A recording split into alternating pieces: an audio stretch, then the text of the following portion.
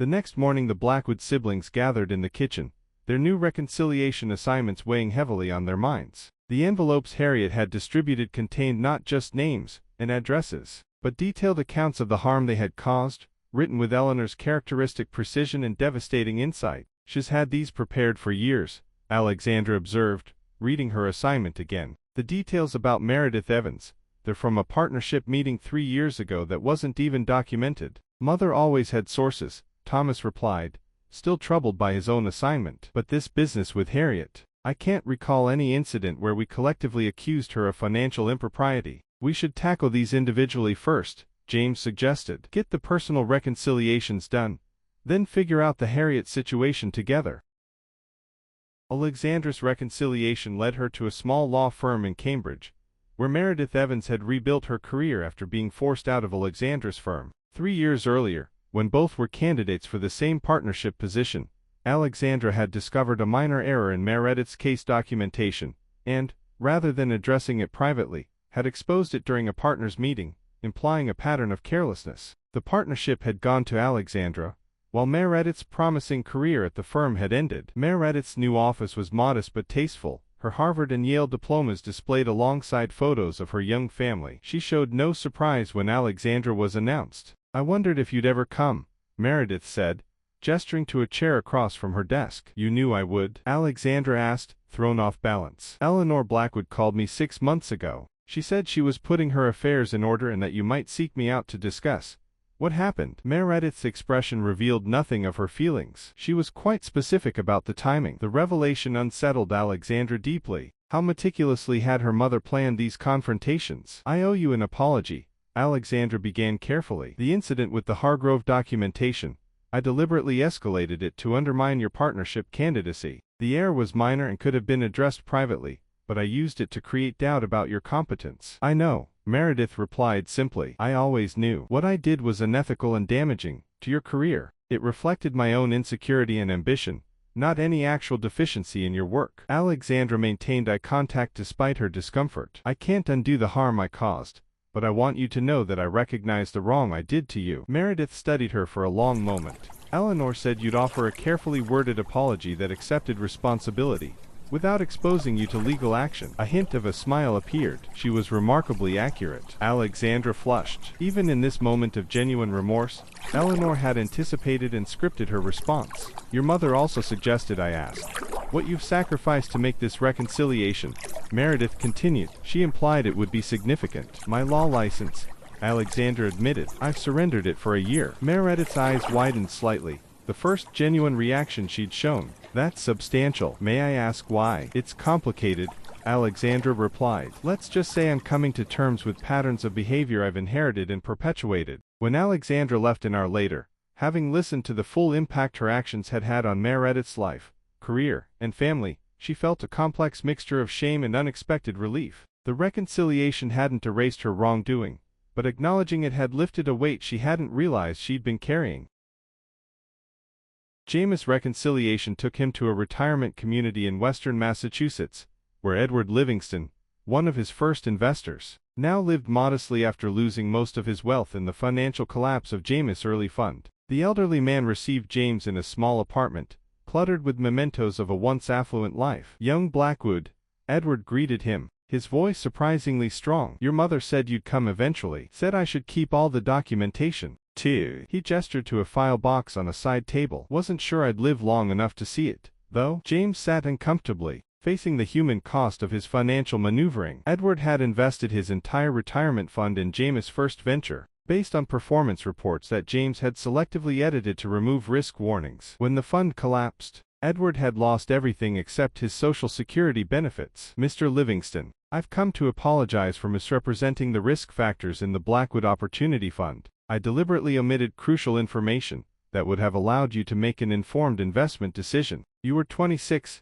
Edward replied, surprising James with his lack of bitterness. "Eager to prove yourself, carrying that name. I understood the game, even then." "That doesn't excuse what I did," James insisted. "You trusted me with your financial security, and I betrayed that trust for my own gain." Edward studied him thoughtfully. "Your mother called me last fall. Said you might come bearing an apology someday. Asked if I'd be willing to hear it." He opened the file box and removed several documents. She also gave me these, evidence that would have supported a fraud case against you, had I pursued it. James felt the blood drain from his face. She gave you evidence against me, said it was my choice whether to use it. Edward smiled thinly. Remarkable woman, your mother, cold as ice, but precise in her calculations. And will you use it, I mean? James asked, acutely aware of how this revelation could compound the damage from his press release about Horizon House. What would be the point now? Edward shrugged. Can't bring back my retirement years? Can't restore my wife's health? The stress took her early, you know. The mention of his wife's death hit James like a physical blow. He hadn't considered how his actions might have affected Edward's family beyond their finances. I didn't know about your wife, he said quietly. I'm truly sorry. Eleanor knew, Edward replied. Sent flowers to the funeral. Stayed in touch after, making sure I had medical care. He fixed James with a penetrating gaze. She looked after me better than her son did the investors who trusted him. By the time James left, having listened to the full story of Edward's post-investment life, and agreed to establish a trust to supplement his limited income, he understood that Eleanor's version of reconciliation went far beyond perfunctory apologies. She had ensured that they would face the full human impact of their self-serving choices. Olivia's reconciliation brought her to a small gallery in New York's Lower East Side, where Donnie Rodriguez was preparing for an opening. 5 years earlier, they had collaborated on an installation piece that had launched Olivia's career but relegated Donnie to a footnote. The exhibition materials, written by Olivia, had minimized Donnie's conceptual contributions, presenting her as merely a technical assistant rather than a co-creator. The gallery was empty when Olivia arrived, giving them privacy for the conversation Eleanor had orchestrated. Your mother said you'd come, Donnie said by way of greeting, continuing to adjust a lighting fixture. Said I should make time to hear you out. You've spoken with my mother. Last year, she commissioned a piece, actually. Donnie gestured toward a mixed media work in the corner, a complex examination of partnership and credit, that Olivia recognized as a commentary on their collaboration. Paid well above market rate, and requested I not mention the commission to anyone. Olivia studied the piece, recognizing herself in the fragmentary images, the celebrated artist obscuring her collaborator's contribution. Eleanor had commissioned a physical manifestation of Olivia's wrongdoing, and ensured it would be exhibited. I came to apologize for how I handled the credits for our Fragmented Perspectives installation, Olivia began. I deliberately downplayed your conceptual contributions, and presented myself as the primary creator, when the work was genuinely collaborative. You needed the career boost more than I did, Donnie replied, her tone neutral. At least, that's what you told yourself, right? I was wrong, Olivia admitted. My ambition doesn't justify erasing your contribution. The success I've had since then has been built partly on work that should have established both our reputations. Donnie finally stopped working and faced Olivia directly. Your mother showed me the original notes from our planning sessions, the ones where we clearly mapped out our respective contributions. She raised an eyebrow. Interesting that she had those, isn't it? Olivia felt disoriented. The notes had been in her personal journals, which she'd thought were private. Yet somehow Eleanor had accessed them, preserved them, and used them to prepare for this reconciliation. I've surrendered my studio, Olivia said, changing the subject. All current work, all scheduled exhibitions, everything's on hold for a year. I heard. Donnie nodded. Art world gossip travels fast. People are saying you're having a breakdown or entering rehab. Let them talk, Olivia replied. I'm reassessing some things. By the time she left the gallery, having agreed to issue a public clarification about their collaboration, and to support Donnie's upcoming projects, Olivia understood that Eleanor had been building toward these reconciliations for years, collecting evidence, contacting the people they had wronged, commissioning art that documented their failings. While his siblings pursued their individual reconciliations, Thomas focused on the mystery of what the Blackwood family had supposedly done to Harriet. His assignment provided only the cryptic accusation with no specifics about when or how false accusations against Harriet had occurred. His investigation led him to Franklin Moss' office, where the family attorney received him with visible discomfort. I'm trying to understand my reconciliation assignment, Thomas explained, showing Franklin the card. What exactly did we do to Harriet? Franklin adjusted his glasses. That's a complex situation and one I'm not sure I should discuss without Harriet's permission. My mother explicitly instructed me to make amends, Thomas countered. How can I do that without understanding what happened? Franklin sighed. It was about 10 years ago. Harriet had been with your mother for 13 years at that point. There were discrepancies in the foundation accounting, Significant sums missing from discretionary grant funds. Thomas frowned. I don't remember this. You were still in college, Franklin explained. Alexandra had just started at the law firm, and James was launching his first fund. None of you were directly involved in foundation governance yet. So what happened? The board, which included your mother, needed to account for the missing funds. Evidence was presented suggesting Harriet had diverted money to personal accounts. She was suspended pending investigation. But Harriet still works for the family, Thomas pointed out. She wouldn't if she'd actually embezzled funds. Precisely,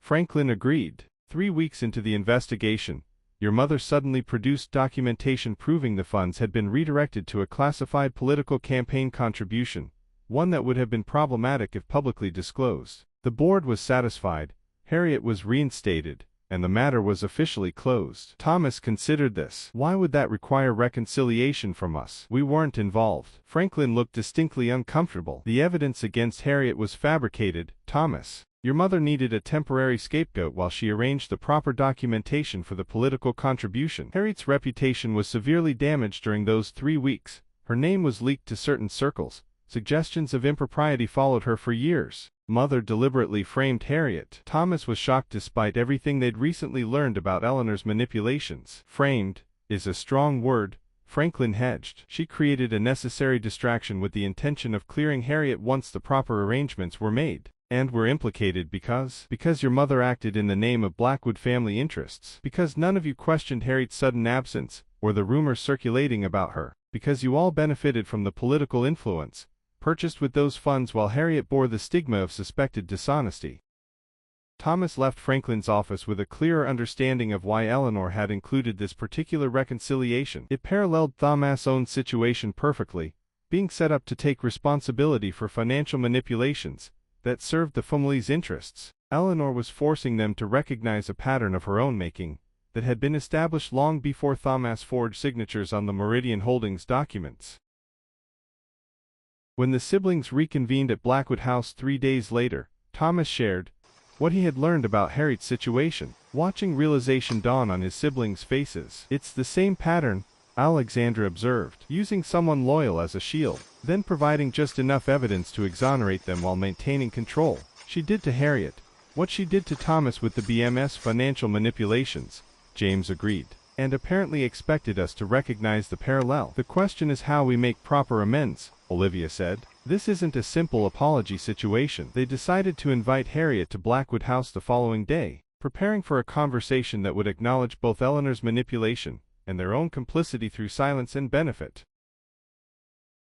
Harriet arrived precisely on time, showing no surprise at being asked to join them rather than simply receiving their reconciliation documentation. She sat at the dining room table, where she had served countless family meals, her posture impeccable as always. Ms. Weber, Thomas began formally, we've learned about the incident 10 years ago, when you were falsely accused of financial impropriety with foundation funds. Harriet's expression remained neutral, but her eyes sharpened slightly. We understand that our mother fabricated evidence against you, as a temporary measure while she arranged documentation for a political contribution, Alexandra continued, and that your professional reputation suffered as a result. We also recognize that we benefited from both the political influence purchased and from having someone else take responsibility for questionable financial practices, James added. None of us questioned what happened to you, Olivia concluded. We accepted your absence and returned without concern for how it affected you personally or professionally. Harriet studied them for a long moment before responding. Mrs. Blackwood explained her strategy to me after the fact. She considered it a regrettable necessity. That doesn't make it right, Thomas insisted. You were loyal to her, and she betrayed that loyalty for convenience. Perhaps, Harriet acknowledged, but loyalty in the Blackwood family has always been conditional. She looked at each of them in turn. As you are all discovering, the siblings exchanged glances, struck by Harriet's insight into their current situation. We want to make amends, Alexandra said, not just because Mother's task requires it, but because it's the right thing to do. And how do you propose to do that? They presented their plan, a formal statement clearing Harriet's name, to be distributed to everyone who might have heard the original accusations. A trust established in her name with funds sufficient for retirement, and a restructuring of her role from employee to advisor, with appropriate authority and compensation. Harriet listened without comment until they finished. Then she did something none of them had seen before. She smiled. a genuine expression that transformed her usually severe countenance. 10 years I waited for this conversation, she said quietly. 10 years of knowing what Mrs. Blackwood had done while continuing to serve her and this family with perfect loyalty. Why did you stay? Olivia asked the question they were all wondering. Because Eleanor Blackwood, for all her flaws, understood something essential about power and redemption. Harriet looked at each of them meaningfully. She understood that true reconciliation requires more than apologies. It requires structural change. She stood, smoothing her immaculate skirt. I accept your amends, conditional upon completion of the remaining tasks. Mrs. Blackwood designed this process with purpose. Each revelation builds upon the last. As she prepared to leave, Thomas asked the question that had been troubling him throughout their reconciliations. Harriet, how long has Mother been planning these tasks? The people we've apologized to, she contacted them months or even years ago. Mrs.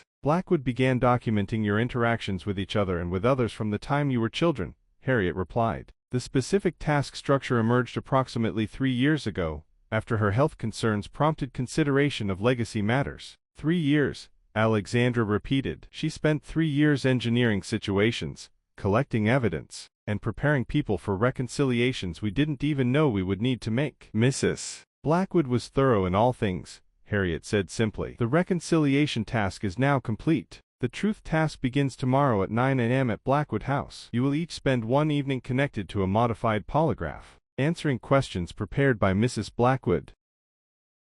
The siblings absorbed this new challenge with weary resignation. Questions from beyond the grave, James said bitterly after Harriet departed. How perfectly like Mother. There's something we're still missing, Thomas observed. These reconciliations, the personal sacrifices, the financial revelations, they're all building towards something specific. 2 more tasks to find out what, Alexandra replied. The truth task and then the legacy task.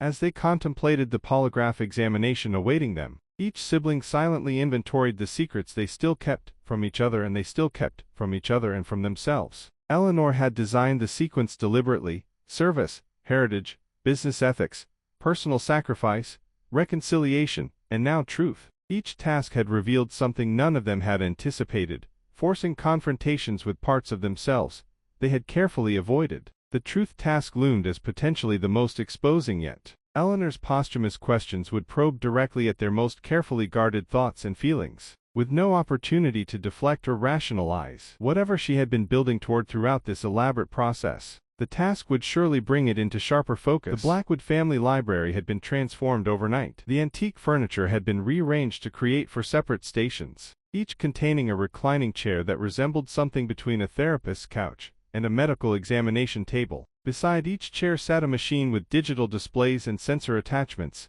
a modern version of the traditional polygraph. Harriet stood by the doorway as the siblings entered promptly at 9 a.m., her clipboard containing the now familiar task documentation. The truth task requires each of you to undergo a recorded examination while connected to this equipment, she explained, gesturing to the machines. Mrs. Blackwood prepared specific questions for each of you. The sessions will be conducted individually, with no observers except myself as administrator. These aren't standard polygraphs, Alexandra observed, examining the nearest machine with professional scrutiny. Mrs. Blackwood commissioned a modified version, Harriet confirmed. These devices measure standard physiological responses, blood pressure, pulse, respiration, skin conductivity, but also incorporate eye-tracking technology and vocal stress analysis. So they're more accurate than traditional polygraphs? Thomas asked.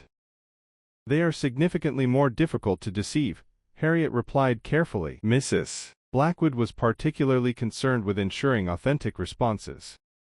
James shook his head in disbelief. Even from the grave, she doesn't trust us to tell the truth without technological verification. The questions are designed to elicit truths you may not have acknowledged even to yourselves, Harriet said. The monitoring equipment serves as much to prevent self-deception as deliberate falsehood. Olivia studied the chairs with visible apprehension. How long will each session take? Approximately 3 hours, Harriet replied. Alexandra will begin, followed by Mr. James, Ms. Olivia, and finally Mr. Thomas. The remaining siblings will wait in separate rooms until called. 3 hours of interrogation, by a ghost, Alexandra muttered, but she moved toward the designated chair with characteristic decisiveness. Let's get this over with. As the others filed out, Harriet began attaching sensors to Alexandra's fingertips, upper arms, and across her torso. A small camera was positioned to track her eye movements, and a voice recorder placed nearby. "The questions will appear on this screen," Harriet explained, indicating a monitor positioned where only Alexandra could see it. "You must read each question aloud, and answer as truthfully as possible. The equipment will record your physiological responses throughout, and if I refuse to answer certain questions," Alexandra challenged. "That is your choice," Harriet replied evenly. However, refusal to complete the questioning would constitute failure of the task. Once the equipment was activated and calibrated, Harriet stepped back to a small desk positioned in the corner. "The first question will appear momentarily. Remember to read it aloud before responding." Alexandra took a deep breath as text appeared on the screen. Her voice was steady as she read. "What was your first conscious memory of wanting to please Eleanor Blackwood, more than you wanted to connect with your siblings?" The directness of the question caught her off guard. This wasn't the legal-style interrogation she had expected, but something far more personal and probing. The machine beside her hummed softly, recording every physiological reaction to her surprise and discomfort. "I was 7, she began hesitantly. "Mother had arranged a piano recital for the 4 of us to perform at a foundation event. Olivia played beautifully, naturally talented without seeming to try. I practiced for weeks but still made mistakes during the performance. Afterward, Mother said, 'Alexandra understands that excellence requires discipline, unlike her sister, who squanders her gifts.' It was the first time she'd ever suggested I had something Olivia lacked." Alexandra paused, surprised by the memory, and her own interpretation of it. "I realized I could win Mother's approval by positioning myself against my siblings rather than alongside them. It became a strategy, the disciplined one versus the naturally gifted one, the serious one versus the charming one, the loyal one versus the independent one. I started seeing them as competitors for a resource that seemed terribly scarce, Mother's validation." The questions that followed probed deeper into this theme, forcing Alexandra to articulate patterns she had never consciously acknowledged, how she had consistently undermined her siblings' achievements to elevate her own in Eleanor's eyes, how her legal career had been shaped not by genuine interest in the law, but by Eleanor's emphasis on power and control, how her romantic relationships had faltered because she applied the same competitive framework to partners that she had learned within the family. 3 hours later, exhausted and emotionally raw, Alexandra emerged from the library. Her usual composed expression had been replaced by one of stunned vulnerability. Without speaking to the others waiting in adjacent rooms, she went directly to her bedroom and closed the door. James entered the library next, eyeing the equipment with the wariness of someone accustomed to controlling narratives. Once connected to the sensors, his first question appeared: "When did you first recognize that you valued the appearance of success more than actual achievement, and how has this pattern manifested throughout your life?" He laughed nervously, the sensors immediately registering the spike in his physiological responses. "Starting with an easy one, I see." The forced humor fell flat in the silent library. James read the question again, more slowly this time. "I was 16, he finally admitted. Father had just died, and Mother doubled down on performance metrics for all of us. Alexandra was already at Harvard, heading for law school. Thomas was the dutiful son, following Mother's every directive. Olivia had her art, which Mother discounted but which clearly came from genuine talent and passion." He shifted uncomfortably in the chair, the sensors tracking his increasing heart rate and perspiration. "I had nothing authentic to offer. No particular academic brilliance, no artistic talent, no natural inclination toward the family business. But I discovered I could create the illusion of success. I could talk like the accomplished son, dress like the accomplished son, network like the accomplished son, and Mother and others would respond as if I actually were what I pretended to be." The questions that followed excavated James' carefully constructed persona, how his investment funds had prioritized appearance over substance, how his relationships were selected for their social utility rather than emotional connection, how his carefully cultivated charm masked a profound insecurity about his intrinsic worth. By the time his session concluded, James' usual polished demeanor had cracked entirely. He left the library looking physically ill, avoiding eye contact with Olivia as they passed in the hallway. Olivia approached the task with the resigned fatalism that had characterized her relationship with Eleanor throughout her life. Once connected to the monitoring equipment, her first question appeared: "When did you first use your art to escape rather than express yourself? And what truths have you been avoiding through your work?" She closed her eyes briefly before responding. "I was 12 when Mother arranged for a prestigious art teacher to evaluate my work. He praised my technical skill but said my pieces lacked emotional depth, that I was hiding behind technique rather than revealing anything authentic. Mother agreed, calling my art skillful but meaningless decoration. It was the only time she'd ever acknowledged my talent, even backhanded, so I held on to it. Olivia's voice grew steadier as she continued. I realized then that art could be a shield as well as an expression. I could pour myself into the work while keeping the most vulnerable parts hidden. People would see the skill, the composition, the technique, but not the artist herself. It became my strategy for engaging with the world while maintaining distance. The subsequent questions led Olivia through a painful examination of her relationships, her career choices, and her deliberately constructed independence from the family, revealing how her apparent rejection of Blackwood wealth and influence had actually been another form of hiding rather than genuine self-determination. When she emerged from the library, Olivia's eyes were red-rimmed, but her posture suggested something had shifted internally. Unlike Alexandra and James, who had retreated to isolation after their sessions, Olivia sought out Thomas in the waiting room. "It's more intense than I expected," she warned him quietly. She knew exactly which questions would cut deepest. Thomas nodded, his expression solemn. "She had a lifetime to study our weaknesses." "It's not just that," Olivia replied. "The questions aren't accusatory, they're clarifying. It's like she's forcing us to articulate things we've always known, but never admitted." When Thomas finally entered the library, the sun was beginning to set, casting long shadows across the transformed space. Harriet attached the sensors with her usual efficiency, her expression revealing nothing of what she had witnessed throughout the day. Thomas' first question appeared on the screen. "When did you first realize that your loyalty to Eleanor was based on fear rather than love? And how has this affected your identity and relationships?" He stared at the question for a long moment, the monitoring equipment recording his elevated heart rate and skin response. "That's not a fair question," he finally managed. "I was loyal to Mother because she deserved loyalty, because she built something remarkable and included me in it." The machine beside him registered the physiological indicators of stress and potential deception. Harriet remained silent at her desk, neither confirming nor challenging his answer. Thomas read the question again, struggling with the distinction it proposed between fear-based and love-based loyalty. "I don't think I can separate those emotions when it comes to Mother," he admitted finally. "I feared disappointing her, yes, but I also genuinely wanted to contribute to her vision for the family legacy." The machine continued recording his responses, neither judging nor absolving him. The silence stretched until Thomas felt compelled to continue. "I was 8 when I first understood the difference between Mother's approval and her love," he said finally. "I'd received the highest marks in my class for a science project. When I showed her the certificate, she said, 'This is what's expected of a Blackwood, Thomas. Excellence isn't an achievement, it's a baseline.' I realized then that her standards were designed never to be fully met, that there would always be another level of performance required to maintain her approval." The subsequent questions pushed deeper into Thomas' understanding of his role within the family, how his identity had been constructed around being Eleanor's most reliable child, how his corporate role had been designed to shield her from potential consequences, how his relationships outside the family had suffered from his inability to separate loyalty from love.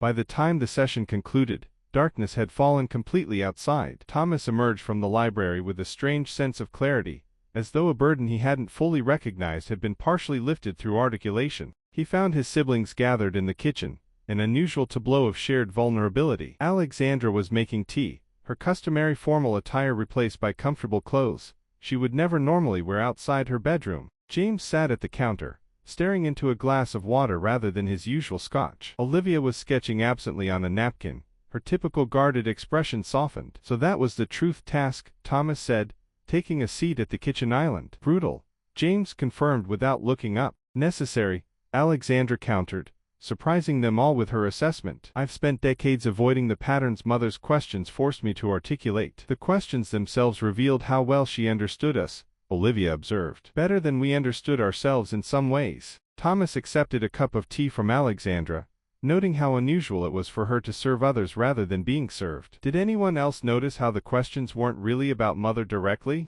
They were about how our relationships with her shaped our relationships with each other and the outside world. The others considered this observation. "That's true," Alexandra said slowly. "My questions focused on how competition for Mother's approval affected my connections with all of you and with potential partners. Mine were about authenticity versus appearance, James added. How I constructed a successful persona rather than developing actual substance. And mine examined how I used art and distance as protection rather than genuine independence, Olivia contributed. They fell silent, contemplating the cumulative effect of the day's revelations. The truth task had stripped away pretenses that had governed their interactions for decades, leaving them unusually vulnerable with each other. I wonder what this is building toward, Thomas mused. Service, heritage, business ethics, personal sacrifice, reconciliation, truth. There's a deliberate progression. Each task has revealed something about Mother's methods, as well as our responses to them. And each task has brought us closer to some kind of reckoning, Alexandra agreed. Not just with Mother's manipulation, but with our own choices within the system she created. One task remains, James reminded them. The legacy task. Whatever it is, we'll face it together, Olivia said, the statement striking them all with its novelty. The Blackwood siblings had rarely, if ever, approached challenges as a unified front. The kitchen door opened, and Harriet entered with her clipboard. If she was surprised to find them gathered together, she didn't show it. The truth task is complete, she announced formally. The recordings will be analyzed according to Mrs. Blackwood's specifications. The legacy task will begin tomorrow at 10 a.m. You are to collectively determine how to redistribute 50% of the estate based on need rather than entitlement. She placed a thick folder on the counter. This contains profiles of individuals and organizations Mrs. Blackwood identified as potential recipients. Your deliberation and final decision must be unanimous, and must be documented for review. After Harriet departed, the siblings examined the folder's contents. It contained detailed files on dozens of individuals and organizations, many connected to the Blackwood family through business relationships, community initiatives, or personal interactions. Some were clearly in need: former employees facing medical crises, communities damaged by Blackwood industrial developments, educational institutions serving disadvantaged populations. Others represented causes Eleanor had supported throughout her life. 50% of 80 million, Alexandra calculated. That's 10 million each were being asked to redirect. After completing 6 tasks designed to strip away our professional identities, force reconciliations, and extract painful truths, James added. Now we're supposed to voluntarily give up half of what we've earned through this ordeal. I don't think that's quite right, Thomas said thoughtfully. The phrasing is specific, redistribution based on need rather than entitlement. Mother is asking whether we've learned enough from these tasks to make decisions based on something other than self-interest. It's the final test, Olivia concluded. After forcing us to confront how her values shaped our worst choices, she's giving us the opportunity to demonstrate different values. They spent the evening reviewing the profiles. Surprised by the thoroughness of Eleanor's research, and the connections to issues raised throughout the previous tasks. There were individuals connected to companies affected by BMS's competitive struggles, organizations addressing homelessness in communities beyond Horizon House, educational initiatives supporting young artists like Olivia had once been. The legacy task would require them to look beyond their individual interests to consider a broader definition of family obligation, one based on impact and responsibility rather than blood and inheritance. After 6 tasks designed to deconstruct their understanding of family, Eleanor was challenging them to reconstruct it according to different principles. As they retired for the night, each sibling carried the weight of the day's revelations, and the looming final decision. The truth task had forced them to articulate patterns that had governed their lives for decades. The legacy task would reveal whether that articulation had led to genuine change, or merely greater self-awareness. In her apartment across the city, Harriet reviewed her notes from the day's sessions. The siblings had responded to the truth task with surprising authenticity, acknowledging patterns and motivations they had previously denied even to themselves. The legacy task would determine whether that newfound clarity could translate into meaningful action. She made a single notation in her leather-bound book: Truth Task, Complete. Authenticity thresholds met. Prepared for final revelation. Morning light streamed through the windows of Blackwood House, as the siblings gathered in the library for their final task. The space had been returned to its original configuration overnight, with the polygraph equipment removed and the antique furniture restored to its proper placement. The only addition was a large screen mounted on the far wall, currently dark and silent. Harriet arrived precisely at 10 a.m., accompanied by Franklin Moss. Both carried leather portfolios containing documentation for the day's proceedings. The legacy task requires you to collectively determine how to redistribute 50% of the Blackwood estate, based on need rather than entitlement, Harriet announced, her voice carrying the same formal tone she had maintained throughout the previous tasks. Your decision must be unanimous, and must demonstrate understanding of the principles revealed through the previous 6 tasks. Franklin distributed folders containing financial summaries of the estate, and legal frameworks for various redistribution options. These are the mechanisms available to you, he explained. Trusts, foundations, direct gifts, structured endowments, each with different implications for control, taxation, and long-term impact. We've reviewed the recipient profiles Mother provided, Alexandra said, gesturing to the dossiers they had studied the previous evening. Are these our only options for redistribution? Mrs. Blackwood's suggestions are not binding, Harriet clarified. You may identify additional recipients provided they meet the criterion of demonstrated need rather than personal connection or entitlement, and the decision must be unanimous. James confirmed. Yes, Harriet nodded. All 4 siblings must agree on both the recipients and the allocation percentages. We'll need privacy for our deliberations, Thomas requested. Of course, Franklin agreed. Harriet and I will return at 3 p.m. for your presentation.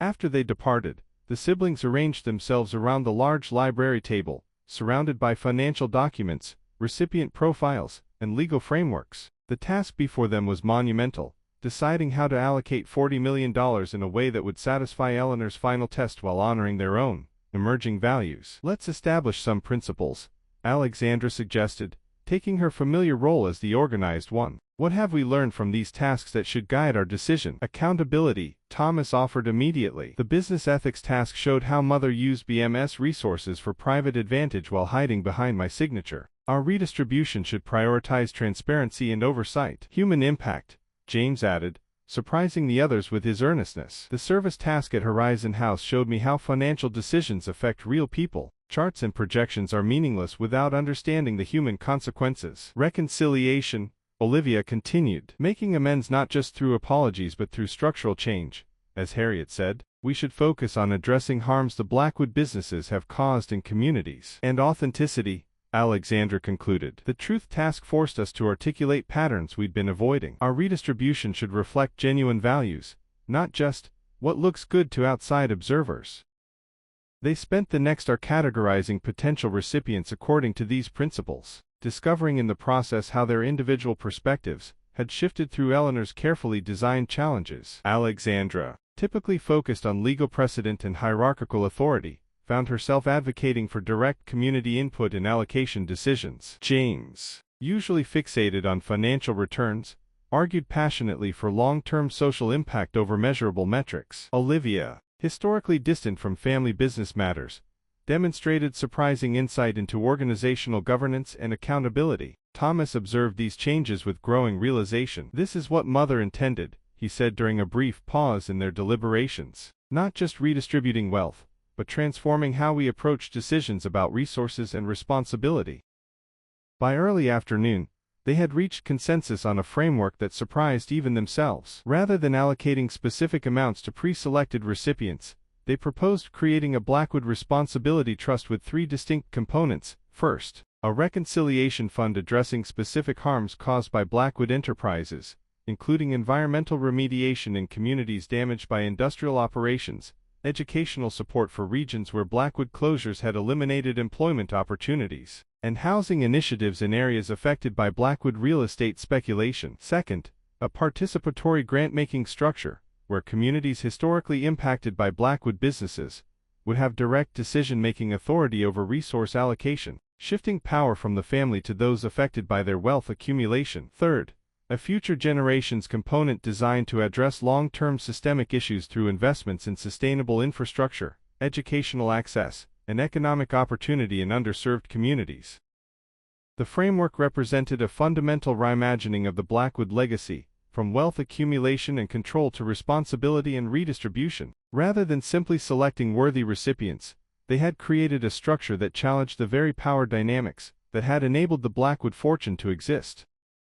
When Harriet and Franklin returned at 3 p.m., the siblings presented their proposal with a unity of purpose none of them had anticipated at the beginning of Eleanor's tasks. Each contributed to explaining different aspects of the framework, demonstrating both individual growth and collective transformation. Harriet listened without comment, taking careful notes throughout the presentation. When they finished, she nodded once, her expression revealing nothing of her assessment. "The framework will be evaluated according to Mrs. Blackwood's criteria," she said. "Before rendering judgment, there is a final component to the legacy task." She turned toward the screen on the wall, which illuminated to reveal Eleanor Blackwood's face. The siblings fell silent, confronted once again by their mother's image. The recording appeared to have been made in Eleanor's private study, the familiar backdrop of awards and photographs visible behind her. She looked directly into the camera, her posture impeccable as always. "My children," Eleanor began, her voice filling the room, "if you are viewing this message, you have completed all 7 tasks and proposed a redistribution framework for the Blackwood estate. Whether that framework has met my criteria remains to be determined, but your perseverance deserves acknowledgement." She paused, her expression softening slightly, a rare occurrence that immediately captured their attention. "The tasks you have completed were not designed merely as tests of character or obstacles to inheritance. They were opportunities for recognition of patterns I established, choices you made within those patterns, and the possibility of different choices moving forward." Eleanor shifted in her chair, another unusual display of discomfort, from a woman known for perpetual composure. "I have required you to confront your worst actions and most damaging patterns," she continued. "Fairness demands that I acknowledge my own. The Blackwood fortune was not built through merit alone, nor was my parenting guided solely by concern for your development." The siblings exchanged startled glances. Eleanor had never admitted fallibility in life. To hear her acknowledge it now was extraordinary. "I systematically pitted you against each other from childhood," Eleanor stated plainly. "I rewarded competition over collaboration, compliance over authenticity, achievement over connection. I created artificial scarcity of approval to maintain control, documented your worst moments for future leverage, and deliberately shaped your identities to serve my vision of the Blackwood legacy." Her direct acknowledgement of manipulations they had only recently recognized themselves left them momentarily speechless. "My own patterns were established by my father, who employed similar methods with his children. I perpetuated what I knew, convinced that toughening you through adversity would prepare you for success. I failed to recognize that success without connection, achievement without purpose, and power without responsibility create legacy without meaning." Eleanor's composure wavered briefly, another unprecedented display of vulnerability. "The Blackwood fortune itself contained similar contradictions," she continued. "Our shipping concerns profited from regulatory violations that damaged ocean ecosystems. Our real estate developments displaced vulnerable communities. Our political contributions secured advantages that undermined democratic principles. The wealth I am passing to you carries these ethical complications alongside its financial value." She straightened in her chair, regaining her characteristic authority. "The tasks you have completed were designed to determine whether you could recognize these patterns, take responsibility for your participation in them, and demonstrate capacity for different choices. Your proposed framework for redistribution will reveal whether you have truly understood the purpose of this process." The screen went dark momentarily, then illuminated again with a different recording, this one appearing more recent, though still featuring Eleanor in her study. "Whatever framework you have proposed, there is one final revelation required for completion of the legacy task," Eleanor continued. "The execution of these tasks and the distribution of the Blackwood estate require oversight beyond what legal mechanisms alone can provide. I have therefore arranged for direct supervision of the process." The siblings leaned forward, sensing the approaching culmination of Eleanor's design. "The executor you have known as Harriet Weber has been my proxy throughout this process, empowered to make determinations about task completion and inheritance distribution according to my specifications. Her authority in these matters is absolute and final." The siblings turned to Harriet, whose expression remained impassive despite being the sudden focus of attention. "However," Eleanor continued, drawing their focus back to the screen, "the ultimate authority for approval of your legacy task proposal rests not with Harriet, nor with any posthumous mechanism I might have created." The camera panned back slightly, revealing Eleanor's full figure seated in her familiar leather chair. The date stamp in the corner of the screen indicated the recording had been made just 1 week earlier. "It rests with me," Eleanor concluded. "I look forward to reviewing your proposal in person tomorrow morning at 10 a.m. The screen went dark as the siblings stared in stunned disbelief. Alexandra was the first to find her voice. "That's impossible," she whispered. "Mother is dead. Thomas was with her when she passed." All eyes turned to Thomas, whose face had drained of color. "I was at the hospital," he confirmed numbly. "I saw the monitors flatline. I signed the papers. I identified her body." Franklin Moss cleared his throat uncomfortably. There are explanations for what you experienced, Thomas. Mrs. Blackwood arranged a carefully choreographed simulation of her death, with cooperation from certain medical personnel and officials. You're saying she faked her death? James demanded, his voice rising. Why would she do that? To create the conditions necessary for these tasks, Harriet answered calmly. Mrs. Blackwood determined that only the context of inheritance, following her death, would provide sufficient motivation for all her siblings to participate fully in the process she designed. This is insane, Alexandra said, her legal mind already cataloging the potential crimes involved. Death certificates, funeral arrangements, these require official documentation. There are laws. No death certificate was filed, Franklin interrupted. No obituary was published. No funeral service was conducted. A private medical facility staffed with discreet professionals provided the setting for Thomas' experience, but no official pronouncement of death was ever recorded. But I saw her die, Thomas insisted, his foundation of certainty crumbling beneath him. You saw what Mrs. Blackwood arranged for you to see, Harriet corrected gently. A simulated cardiac event, monitoring equipment programmed to display specific readings, medical personnel instructed to follow a precise script. You experienced what you expected to experience. What about the body? Thomas asked, his voice hollow. I identified her body. A remarkably lifelike medical simulation, Franklin explained uncomfortably. Advanced technology developed for surgical training, temporarily repurposed for Mrs. Blackwood's requirements. Olivia laughed suddenly, a sharp sound without humor. Only mother would fake her own death to test her children's character. The ultimate control, observing our reactions to her absence while still pulling the strings. Mrs. Blackwood preferred to think of it as the ultimate learning opportunity, Harriet offered. A chance to witness directly how you would respond to apparent freedom from her influence. The siblings absorbed this revelation in stunned silence. 7 tasks, countless emotional revelations, professional sacrifices, painful reconciliations, all orchestrated by a woman who had been alive and observing them throughout the process. So tomorrow we meet with our supposedly deceased mother to learn whether our proposal for redistributing her fortune meets her approval, Alexandra summarized, her tone oscillating between disbelief and anger. After she has systematically manipulated us through an elaborate fiction about inheritance. That is correct, Harriet confirmed. Mrs. Blackwood will receive you at her residence at 10 a.m. to discuss your proposal and deliver her final determination regarding the Blackwood estate. Her residence, James repeated. Where has she been all this time? A private property on the Massachusetts coast, Franklin replied, secured and staffed to accommodate her requirements during this period. Thomas had been unusually quiet since the revelation, processing the implications of having been so thoroughly deceived. Did she expect us to complete these tasks, he asked finally, or was she anticipating our failure? Harriet considered the question carefully. Mrs. Blackwood designed the tasks to be challenging but achievable. She wanted to create conditions under which genuine transformation was possible, not to ensure your failure. And what happens if we refuse to meet with her tomorrow? Olivia asked. If we simply walk away from this entire manipulative exercise, then the alternate will take effect, Franklin explained. The bulk of the estate would be distributed according to Mrs. Blackwood's predetermined allocations, with minimal stipends to each of you. But we would be free of her control, Olivia pointed out. Perhaps for the first time, the siblings exchanged glances, each contemplating this unexpected possibility. After 7 tasks designed to expose and potentially transform their relationship with Eleanor's influence, they suddenly faced a choice none of them had anticipated: confront their very much alive mother, or walk away from both inheritance and closure. We should discuss this privately, Alexandra suggested. Harriet nodded. Of course. Franklin and I will depart. Transportation to Mrs. Blackwood's residence will be available at 8 a.m. tomorrow, should you choose to proceed with the meeting. She placed a card on the table. This contains the address should you prefer to make your own arrangements. After Harriet and Franklin departed, the siblings sat and stared at each other, attempting to process the magnitude of Eleanor's deception and the choice now before them.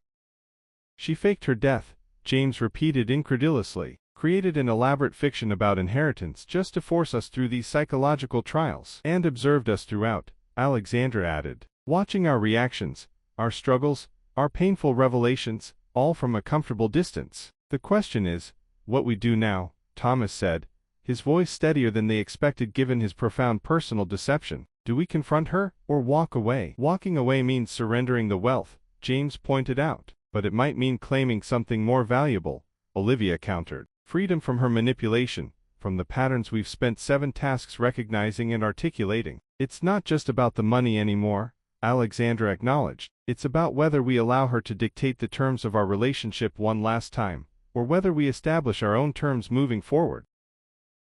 They debated well into the evening, weighing options none of them had imagined. When the tasks began, the revelation of Eleanor's continued existence had transformed the final task, from a question of wealth distribution to a fundamental choice about their family's future. By midnight, they had reached a decision, not about whether to meet Eleanor the following morning, but about how they would approach that meeting if they chose to attend. Whatever inheritance might await them, they would face it not as competitors for Eleanor's approval, but as a unified front with shared principles and boundaries. The legacy task had evolved beyond Eleanor's design. What had begun as her test of their worthiness had become their assessment of what legacy, financial and relational, they were willing to accept. As they retired to their rooms, each privately contemplating the confrontation that might await them, Thomas paused in the hallway outside Eleanor's study. The room that had once been the epicenter of her control now seemed like a theatrical set, a carefully constructed illusion rather than the locus of genuine power they had always perceived it to be. Tomorrow they would face the woman who had orchestrated their most painful revelations and potentially transformative growth, not as her children seeking approval, but as adults evaluating the terms of a relationship that might finally become reciprocal rather than hierarchical. 6 tasks completed, 1 final confrontation remaining. The Blackwood legacy hung in the balance, its future determined not by Eleanor's continued control, but by her children's response to the ultimate revelation, that death itself had been merely another manipulation in Eleanor's elaborate design. The siblings drove toward Eleanor's residence. They had chosen to take their own vehicle rather than the transportation Harriet had arranged, a small assertion of independence that felt significant after the revelations of the previous day. The address led them to an isolated stretch of Massachusetts coastline north of Boston, where a modern glass and stone structure stood perched on a cliff overlooking the Atlantic. Unlike the traditional architecture of Blackwood House, or the nostalgic charm of the family's summer residence, this building was starkly contemporary, all clean lines and minimalistic. Appropriate, Olivia remarked. A completely different aesthetic from any home she shared with us. A fresh stage for her final performance, James added bitterly. Harriet opened the door before they could knock, her usual impeccable self in a gray suit that echoed the building's modernist palette. "Mrs. Blackwood is expecting you in the main living area," she said, gesturing them inside. The interior was as carefully curated as Eleanor herself, expensive but understated, with floor-to-ceiling windows framing the dramatic ocean view. No family photographs, no sentimental objects, nothing to suggest connection to the life she had supposedly left behind. Eleanor Blackwood stood by the windows, her back to the room, watching waves crash against the rocks below. She turned as they entered, and the siblings experienced the surreal shock of seeing a woman they had believed dead for nearly 2 months. She looked thinner than they remembered, but her posture remained perfect, her silver hair styled, her expression composed. She wore a simple navy dress, the confident attire of a woman in complete control. "My children," she greeted them. "Thank you for coming." The banality of the welcome, as though she were receiving expected dinner guests, rather than children she had deceived with a fabricated death, broke the siblings' tentative composure. "That's all you have to say?" Alexandra demanded. "After orchestrating an elaborate fiction about your death, and subjecting us to 7 psychological trials." "I expected anger," Eleanor acknowledged, gesturing toward a seating area arranged precisely for this confrontation. "Please, sit. We have much to discuss." None of them moved. "I'd prefer to stand," James said coldly. Eleanor nodded once, accepting this small rebellion. "As you wish. I've reviewed your proposal for the legacy task. Your framework for redistribution shows considerable thought, and, I must acknowledge, unexpected innovation." "We didn't come here to be evaluated," Olivia responded. "We came for explanations." "Fair enough," Eleanor conceded, moving to a chair and sitting with her characteristic grace. "What would you like to know first?" "Why fake your death?" Alexandra asked directly. "Why not simply present these tasks as conditions for inheritance?" "Because your participation required believing the stakes were real and immediate," Eleanor replied. "A living mother making demands would have faced your familiar patterns of resistance, negotiation, and partial compliance. Only my absence could create the conditions necessary for genuine self-examination." "You manipulated us," Thomas spoke for the first time, his voice dangerously quiet. "You manipulated me specifically. I sat beside your hospital bed. I watched monitors flatline. I identified your body. I grieved." Eleanor met his gaze, something flickering in her expression. Yes, your presence during my supposed death was essential to the credibility of the narrative. As my most loyal child, your verification would ensure the others accepted the situation without question. Thomas took a step toward her, his control visibly slipping. Do you have any idea what that did to me? Watching your death, believing I had lost you. I anticipated your distress would be significant, but temporary, Eleanor responded. The long-term benefits of the process outweighed. Benefits? Thomas interrupted, his voice rising. What benefits justify making your son believe he watched his mother die? What possible outcome was worth that level of deception? The transformation I've witnessed in all of you throughout these tasks, Eleanor answered calmly. Each of you has demonstrated capacity for change I wasn't certain existed. Your collaborative framework for redistribution shows a fundamental shift in how you understand responsibility and legacy. That doesn't justify what you did to Thomas, Alexandra interjected, moving to stand beside her brother in unexpected solidarity, or the professional sacrifices you forced on all of us. I surrendered my law license. James publicly humiliated himself. Olivia lost her studio and exhibitions. Thomas resigned his position, all based on a fiction you created. Eleanor's expression remained composed, but her hands betrayed a subtle tension. The sacrifices were designed to be temporary but meaningful. Each of you surrendered external markers of identity to discover what remained without them. You're rationalizing cruelty as growth opportunity, James said. Classic Eleanor Blackwood methodology. Eleanor rose, moving toward the window again as though needing distance from their collective anger. I recognize that my methods have been extreme. They reflect patterns I've employed throughout your lives. Patterns I acknowledged in the video message you viewed yesterday. Acknowledging manipulation while continuing to engage in it isn't progress, Olivia observed. It's just self-awareness without change. Eleanor turned back to face them. Perhaps. But consider what these tasks have accomplished. You arrived today as a unified group rather than competing individuals. You developed a redistribution framework based on community need rather than personal benefit. You've demonstrated capacity for reconciliation, sacrifice, and authentic self-examination that none of you possessed 2 months ago. Don't pretend this was all for our benefit, Thomas said, as he moved to stand directly before her. This was about control. You couldn't bear the thought of us receiving your fortune without continuing to shape how we used it, how we related to each other, how we understood ourselves. Even death wasn't enough separation for you to relinquish control. You're partially correct, Eleanor admitted, surprising them all. Control has always been my reflexive response to uncertainty. The tasks were designed to shape your development, but they were also designed to determine whether the Blackwood fortune would perpetuate harm or facilitate repair. She retrieved a folder from the desk. Your proposed framework suggests the latter is possible. The Blackwood Responsibility Trust represents a transformation of wealth, from instrument of power to instrument of healing. I find it acceptable. We didn't design it for your approval, Alexandra stated firmly. Nevertheless, you have it, Eleanor replied. The full 80 million will be distributed according to your proposal. 40 million to the Blackwood Responsibility Trust with the oversight structure you designed, 40 million divided equally among the 4 of you. The siblings exchanged glances. There's a condition, isn't there? James asked suspiciously. There's always a condition with you. Eleanor smiled slightly. Just one. I wish to serve as an advisor to the Blackwood Responsibility Trust during its first year of operation. Not as a director or voting member, merely as a consultant with experience in philanthropic governance. So you can maintain control, Thomas concluded. So I can contribute expertise while observing the results of this process, Eleanor corrected. The trust will operate according to the framework you designed, with the community input mechanisms you specified. My advisory role would be limited to procedural guidance, not decision-making authority. The siblings stepped away to confer privately, their whispered discussion intense but brief. When they returned, Alexandra spoke for the group. We have conditions of our own, she stated. First, our professional sacrifices must be immediately rectified. My law license reinstated. James' reputation restored through clarifying statements about Horizon House.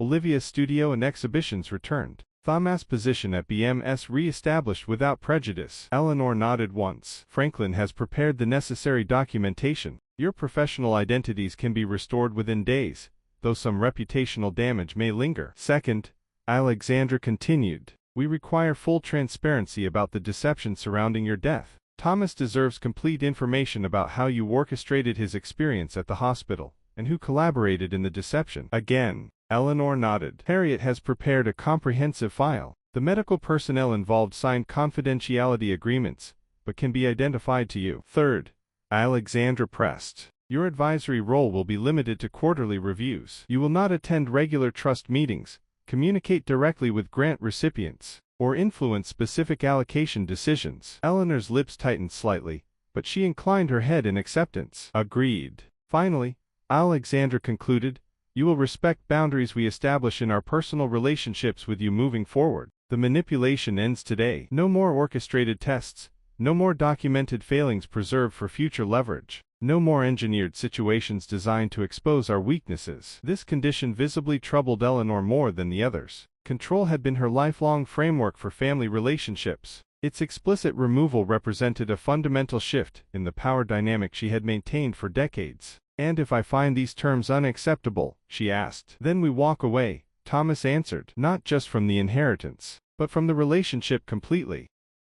Eleanor studied them carefully, recognizing something new in their unified stance. The tasks had indeed transformed them, but not entirely as she had anticipated. They had emerged not as improved versions of the individual she had sought to shape, but as a coalition capable of establishing terms rather than merely meeting her demands. Very well, she said finally. I accept your conditions. The tension in the room shifted, transforming into something more complex. For the first time in their lives, they had collectively negotiated terms with Eleanor rather than individually seeking her approval or defying her expectations.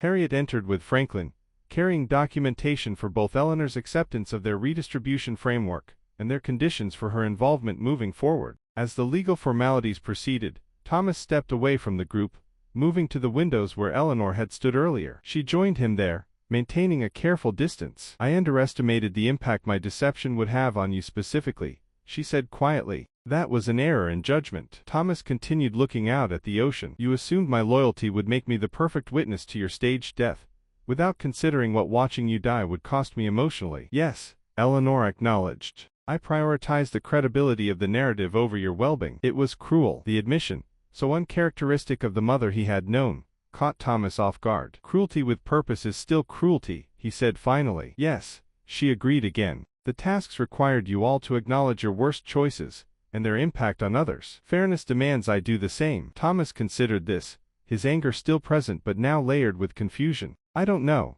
how to have a relationship with you that isn't based on loyalty and approval seeking, he admitted. That's all I've ever known. I don't know how to have relationships not based on control and evaluation, Eleanor replied with unexpected candor. Perhaps we can both learn different patterns. Alexandra called them back to the main seating area. The documents had been reviewed and signed, formalizing both the distribution framework and the conditions of their ongoing relationships. One question remains, James said as they prepared to depart. Will you return to public life now that the tasks are complete? How do you explain your apparent resurrection? Eleanor exchanged glances with Franklin. Officially, I was receiving specialized medical treatment abroad following a cardiac event that was erroneously reported as fatal by an overzealous local publication. No death certificate was filed, no obituary published. The misunderstanding can be corrected with minimal legal complications. Classic Eleanor, Olivia murmured. A plan for every contingency. As they gathered their belongings, Harriet approached Thomas with a thick folder. The information you requested about Mrs. Blackwood's simulated death, she explained. Thomas accepted the folder but didn't open it.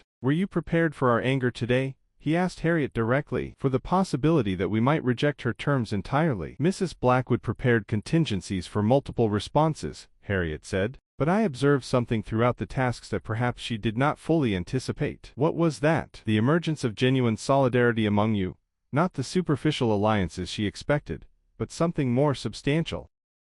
The siblings departed Eleanor's coastal residence with mixed emotions, anger still present but now accompanied by a tentative sense of possibility. As they drove back toward Boston, Alexandra articulated what they were all feeling. Whatever Mother intended with these tasks, something changed that she didn't fully control. We changed in ways she didn't anticipate. The question is whether she can change too, Thomas said quietly. Whether the control and manipulation that defined our childhood can evolve into something healthier. That's not entirely our responsibility, Olivia pointed out. We've established boundaries. Now she has to decide whether to respect them. 6 weeks later, they gathered at the newly established offices of the Blackwood Responsibility Trust. The space was deliberately modest, located not in Boston's financial district but in a diverse neighborhood, where several community partner organizations operated. The conference room walls displayed maps identifying areas of focused investment, and statements of principles developed collaboratively with community representatives.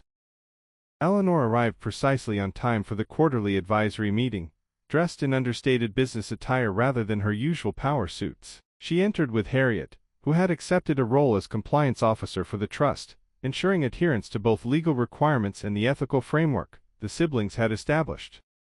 The meeting proceeded with a formality that reflected their still evolving relationship. Eleanor offered occasional insights on governance structure and sustainability planning, but refrained from questioning specific allocation decisions. The siblings presented program updates with professional confidence, neither seeking her approval nor deliberately defying her expectations. When the business concluded, an awkward moment ensued as they transitioned from professional to personal interaction.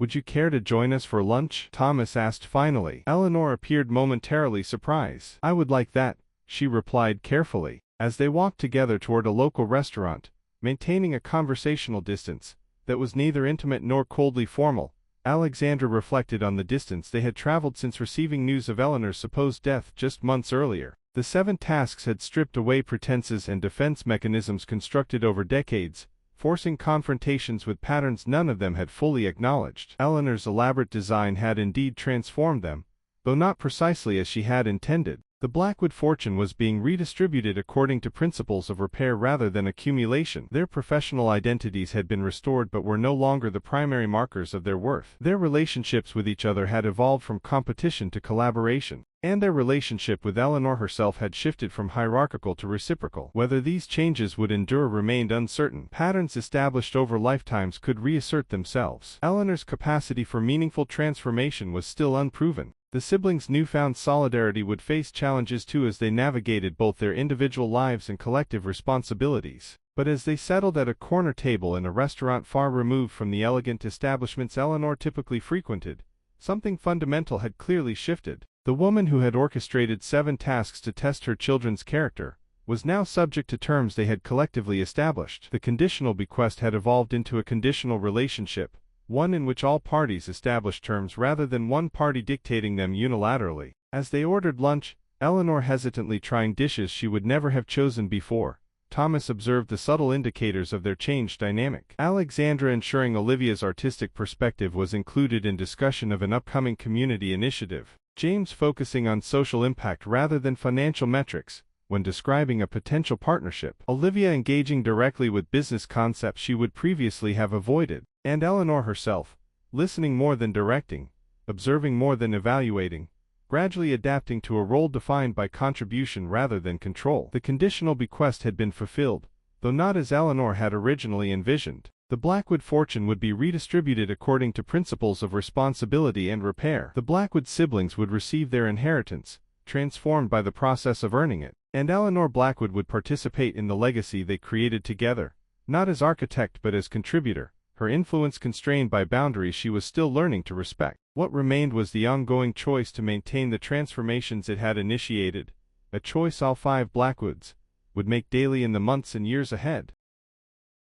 6 months had passed since the confrontation at Eleanor's coastal residence. Spring had arrived in Boston, bringing renewal to both the physical landscape and the transformed relationships within the Blackwood family. The Blackwood Responsibility Trust had distributed its first round of grants, focusing on communities directly impacted by the family's business operations. Alexandra had returned to legal practice, but with a shifted focus toward corporate accountability and ethical governance. James continued managing investments but had established strict transparency protocols and community impact requirements. Olivia had reopened her studio and mounted a new exhibition explicitly exploring themes of family, power, and reconciliation. Thomas had declined to return to Blackwood Enterprises, instead accepting a position with an international humanitarian organization specializing in disaster relief.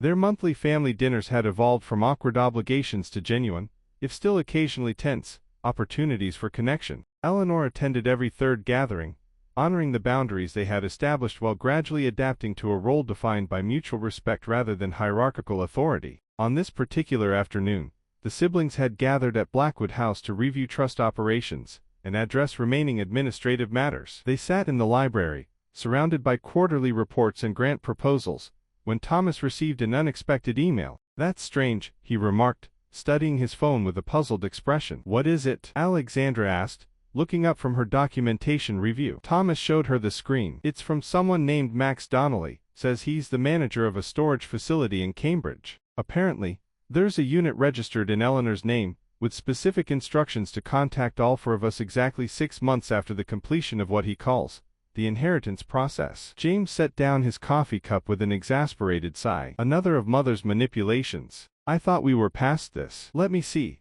Olivia said, taking Thomas' phone. "It says the unit contains 4 sealed boxes, one designated for each of us, that can only be accessed if all 4 Blackwood siblings appear together with proper identification." They exchanged wary glances, the familiar tension of Eleanor's orchestration settling over them once again. "Should we ignore it?" James suggested. "We've established new patterns. Do we really want to subject ourselves to whatever posthumous, or not so posthumous, game she's devised now?" "I'm curious," Olivia admitted. "After everything we've been through, what more could she possibly have to say?" Alexandra checked her watch. "The facility closes at 6. If we leave now, we can get there before closing." The decision made, they drove to Cambridge in Thomas' car, speculating about what Eleanor might have prepared for them. The storage facility was a modern, climate-controlled building in an industrial area, the kind of place that housed valuable collections and sensitive archives rather than household overflow. Max Donnelly, a precise man in his 50s,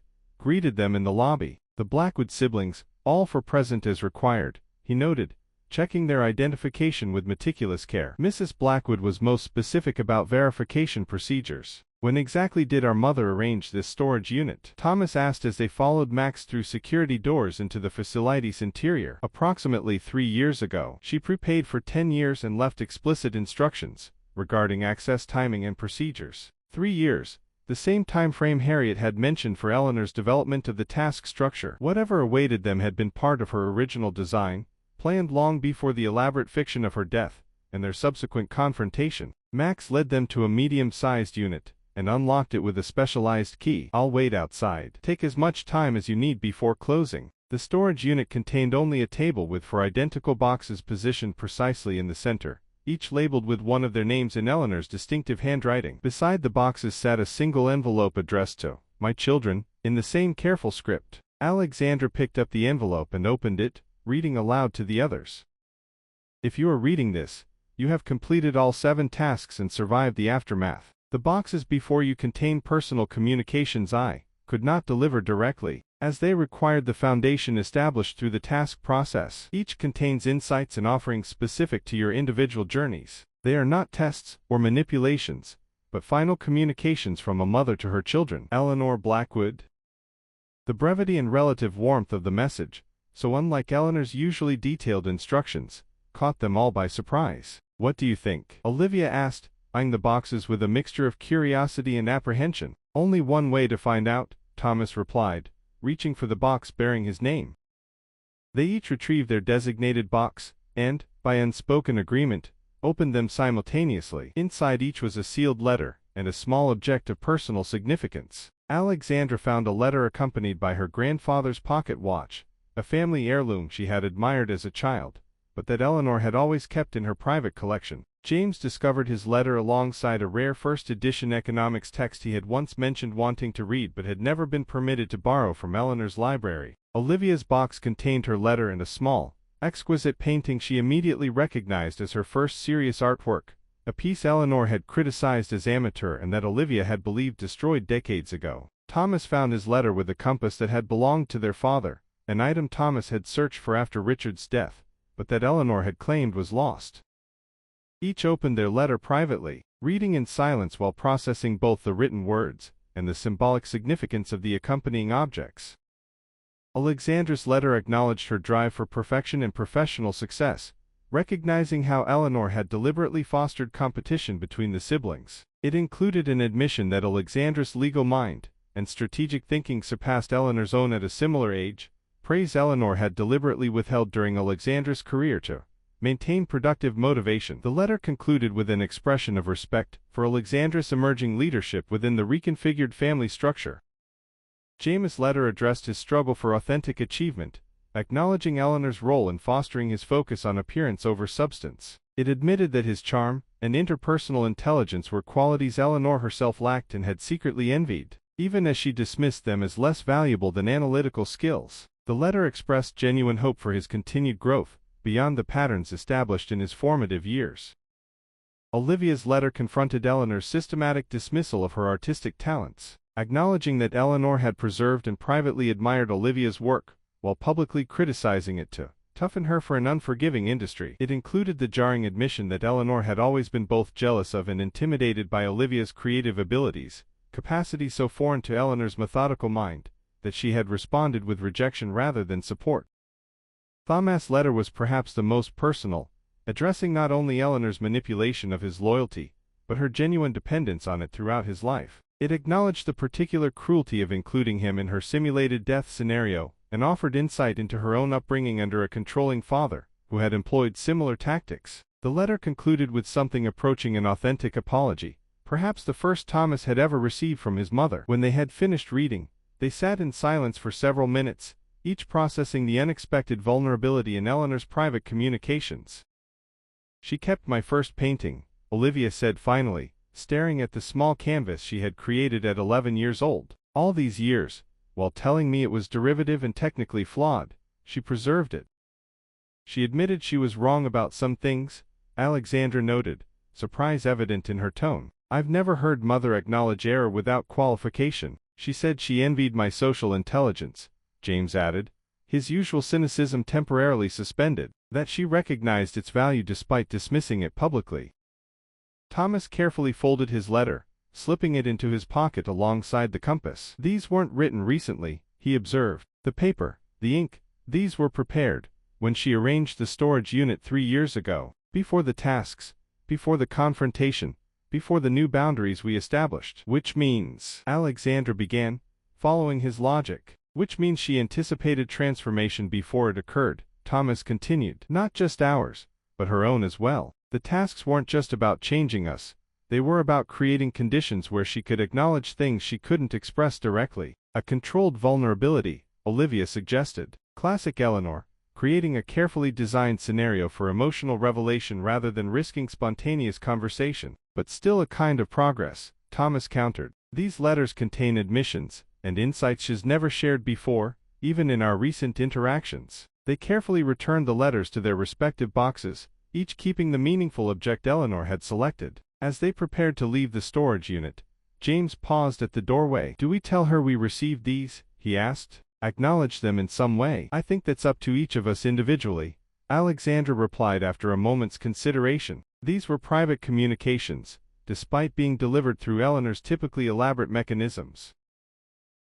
6 days later, they gathered for the monthly trust meeting at the Blackwood Responsibility Trust offices. Eleanor arrived precisely on time, accompanied by Harriet, who had continued in her role as compliance officer while gradually establishing a more independent relationship with each of the siblings. The meeting proceeded with its usual efficiency, reviewing grant implementations and community feedback mechanisms. Only after the formal business concluded did Thomas approach Eleanor as the others engaged in small talk with Harriet. "We received your letters," he said quietly, his hand unconsciously touching the pocket where his father's compass now resided, "and the items you preserved for each of us." Eleanor's composure faltered momentarily, a micro-expression of vulnerability quickly controlled. "I see." Marcus followed the schedule, then, 3 years ago, you anticipated all of this, Thomas continued. "The tasks, our responses, even your own evolution." "I anticipated possibilities," Eleanor corrected carefully. "I couldn't know with certainty how any of us would respond to the conditions I created."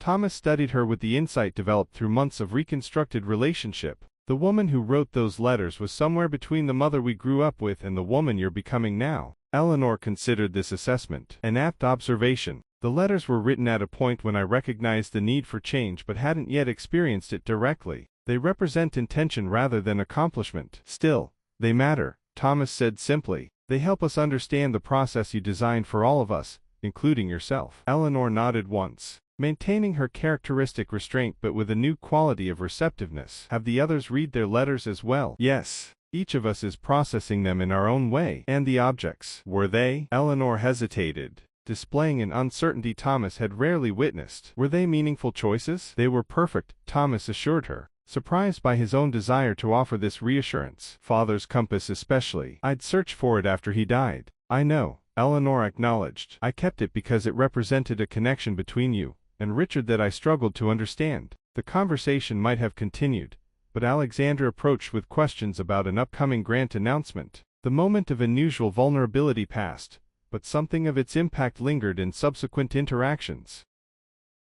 Over the following weeks, each sibling found ways to acknowledge receipt of their letters without directly discussing their contents. Alexandra wore their grandfather's pocket watch to a foundation event Eleanor attended. James referenced the economic text during a strategy discussion, noting its relevance to their current approach. Olivia invited Eleanor to her studio for the first time, displaying the preserved childhood painting alongside her current work. Thomas used the compass as a paperweight during meetings, its presence a quiet acknowledgement of both past and present connections. 6 months after the confrontation and a year since beginning the 7 tasks, the Blackwood family had established a new equilibrium. Not the perfect harmony of a fairy tale ending, nor the complete transformation of deeply ingrained patterns, but a sustainable balance of boundaries and connection that allowed for both individual growth and collective purpose. Eleanor continued serving in her advisory capacity to the trust, gradually adapting to collaboration rather than control. The siblings maintained their monthly dinners, sometimes including Eleanor and sometimes preserving space for their relationships with each other. Harriet developed a more complex role within the family system, evolving from Eleanor's proxy to an independent figure, with her own perspective and influence. The Blackwood Responsibility Trust distributed its resources according to principles of accountability and community leadership, its structure embodying the lessons learned through Eleanor's elaborate process. The siblings' professional lives reflected their individual transformations, Alexandra advocating for corporate ethics, James developing truly sustainable investment models, Olivia creating art that confronted privilege and responsibility, Thomas applying his organizational skills to humanitarian challenges. On the anniversary of the day they had received news of Eleanor's supposed death, the siblings gathered at the renovated summer house in Gloucester. The property had been donated to a local arts organization as part of the trust's first round of distributions, with a small portion of the grounds reserved for family use. They sat in the restored gazebo overlooking the Atlantic, where years earlier, they had made their childhood, sibling pact, and where Eleanor's tasks had forced Alexandra to confront her betrayal of Olivia. The space that had witnessed both their initial unity and subsequent fracturing now hosted their tentative reconstruction. A year ago, none of us could have imagined this outcome, Alexandra observed, watching the sunset color the horizon. When Franklin delivered the news of Mother's death, we were for separate individuals competing for inheritance. Now we're. James hesitated, searching for the right characterization. A family, Olivia supplied. Not a perfect one, not a completely healed one, but a real one, connected by choice as much as by blood. With boundaries and expectations we've established together, Thomas added, rather than terms dictated by a single authority. They sat in comfortable silence, reflecting on the extraordinary journey from Eleanor's elaborate fiction to their current reality. The conditional bequest had evolved into something none of them, perhaps not even Eleanor herself, had fully anticipated, a framework for relationship based on mutual respect rather than hierarchical control.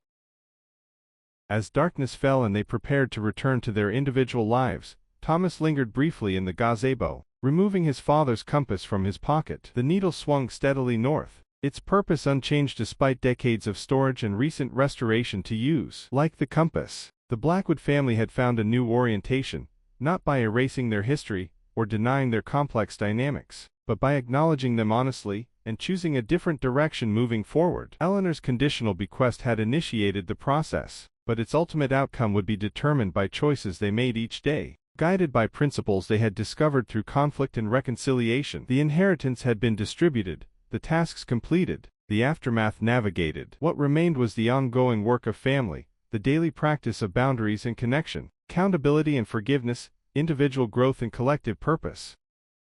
Thomas returned the compass to his pocket and joined his siblings for the drive back to Boston, carrying with him the letter that had begun, "My son," rather than "Thomas," a small but significant shift in how Eleanor Blackwood addressed the children, who had completed her 7 tasks and emerged not as perfected instruments of her will, but as authentic individuals capable of both independence and connection.